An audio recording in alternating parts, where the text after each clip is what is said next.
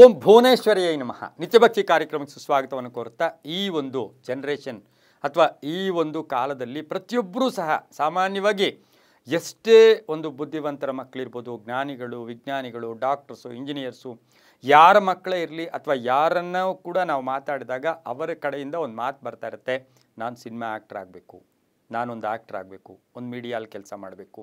ಆದರೆ ಶಾಸ್ತ್ರದಲ್ಲಿ, ಜ್ಯೋತಿಷ್ಯದಲ್ಲಿ ಒಂದು ಸಿನಿಮಾ ಆ್ಯಕ್ಟರ್ ಆಗಬೇಕಾದ್ರೆ ಅಥವಾ ಮೀಡಿಯಾ ಅಲ್ಲಿ ಕೆಲಸ ಮಾಡಬೇಕಾದ್ರೆ ಅಥವಾ ಎಲ್ಲೋ ಒಂದು ಕಡೆ ಆ್ಯಕ್ಟರ್ ಆಗಿ ಗುರುತಿಸ್ಕೊಳ್ಬೇಕು ಅಂದರೆ ಯಾವ ಅರ್ಹತೆ ಇರಬೇಕು, ರಾಶಿಗಳ ಒಂದು ವಿಚಾರದಲ್ಲಿ ಹೇಗಿರಬೇಕು. ನಾವೆಷ್ಟೋ ಸರಿ ಗಮನಿಸಿರ್ತೀವಿ, ಎಲ್ಲಿ ಸಿನಿಮಾ ಫೀಲ್ಡ್ಗೆ ಕೆಲವರು ಬಂದಾಗ ಬಹಳ ಅದ್ಭುತವಾಗಿ ಸಕ್ಸಸ್ ಆಗ್ತಾರೆ, ಕೆಲವರು ಬಂದಾಗ ಫೇಲ್ಯೂರ್ ಆಗ್ತಾರೆ, ಕೆಲವರು ಬರೋಕ್ಕೆ ಮುಂಚೆನೇ ಯಾವುದೇ ಪ್ರಚಾರ ಇಲ್ಲದೇ ವಾಪಸ್ ಯೂಟರ್ನ್ ತಗೊಬಿಡ್ತಾರೆ, ಕೆಲವರು ಏನೇನೂ ಇರೋದಿಲ್ಲ. ಎಲ್ಲೋ ಒಂದು ಕಡೆ ನಾವು ಎಷ್ಟೋ ನಿದರ್ಶನಗಳನ್ನು ನೋಡಿದ್ದೀವಿ. ಒಂದು ಪುಟ್ಟ ಒಂದು ಬಡತನದಿಂದ ಬಂದು ಮಹಾಮೇರು ನಟನಾಗಿರ್ತಕ್ಕಂಥದ್ದನ್ನು ಕೂಡ ನಾವು ಗಮನಿಸಿದ್ದೀವಿ. ಇವತ್ತು ಇದಕ್ಕೆಲ್ಲ ಕಾರಣ ಏನು? ಯಾವ ಗ್ರಹಗಳು ಕಾರಣ?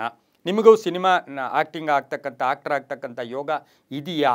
ಇದನ್ನು ಇವತ್ತಿನ ದಿವಸ ನಾವು ತಿಳ್ಕೊಳ್ಳೋಕ್ಕೆ ಹೋದಾಗ ನಮ್ಮ ಸನಾತನ ಧರ್ಮ, ನಮ್ಮ ಶಾಸ್ತ್ರ ಅಥವಾ ನಮ್ಮ ಜ್ಯೋತಿಷ್ಯದಲ್ಲಿ, ಬೃಹತ್ ಪರಾಶರದಲ್ಲಾಗ್ಬೋದು, ಇವರೆಲ್ಲ ಗಮನಿಸಿ ನಾವು ನೋಡೋಕ್ಕೆ ಹೋದಾಗ ನಿಮಗೆ ಸಿನಿಮಾ ಆ್ಯಕ್ಟರ್ ಆಗ್ತಕ್ಕಂಥ ಒಂದು ಅರ್ಹತೆ, ಯೋಗ ಅರ್ಹತೆ ಅಲ್ಲ, ಯೋಗ ಇದೆಯಾ?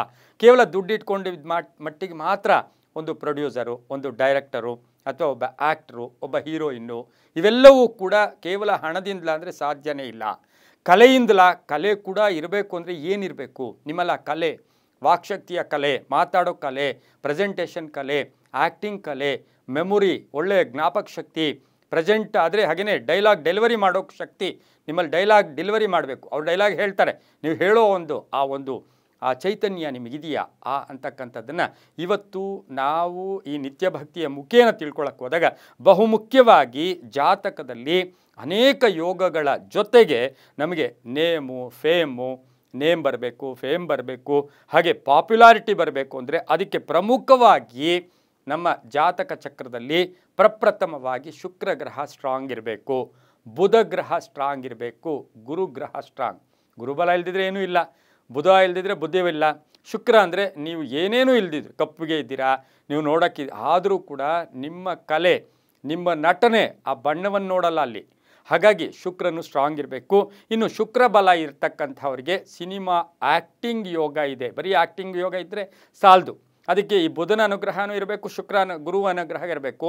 ಈ ಶುಕ್ರ ಗ್ರಹ ಉಚ್ಚ ಸ್ಥಾನದಲ್ಲಿರ್ತಕ್ಕಂಥದ್ದು.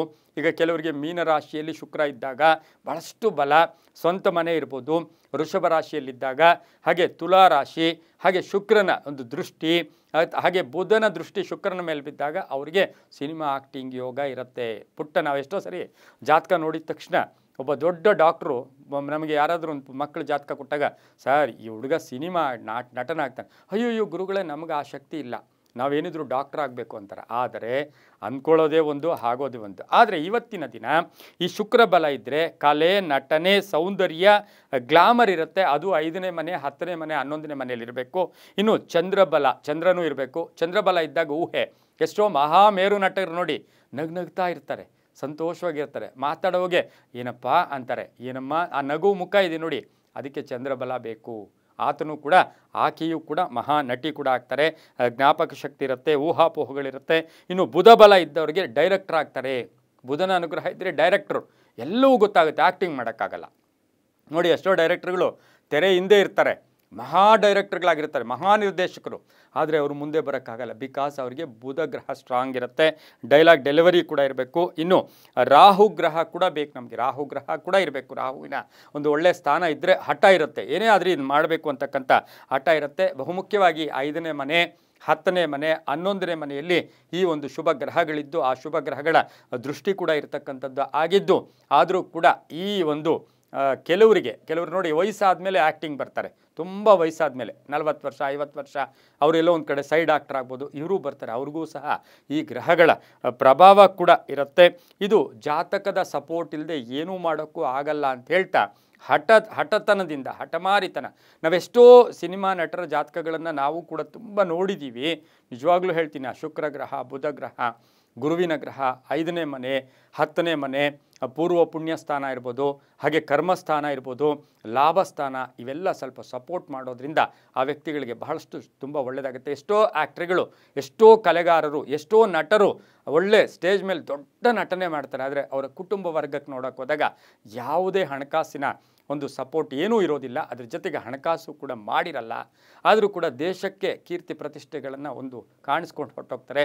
ಒಟ್ಟಿನಲ್ಲಿ ಸಿನಿಮಾ ನಟರಾಗಬೇಕಾ, ಆ್ಯಕ್ಟರ್ ಆಗಬೇಕಾ ಅಂದರೆ ಅದಕ್ಕೆ ಜಾತಕದ ಸಪೋರ್ಟ್ ಇದ್ದರೆ ತುಂಬ ಒಳ್ಳೆಯದಾಗುತ್ತೆ ಅಂತ ಹೇಳ್ತಾ, ಎಲ್ಲವೂ ಕೂಡ ಅವರವರ ನಂಬಿಕೆಗೆ ಬಿಟ್ಟಿದ್ದು ಅಂತ ಹೇಳ್ತಾ, ಸರ್ವೇ ಜನ ಸುಖಿನೋ ಭವಂತು, ಸಮಸ್ತ ಸನ್ಮಂಗಳಾನಿ ಭವಂತು.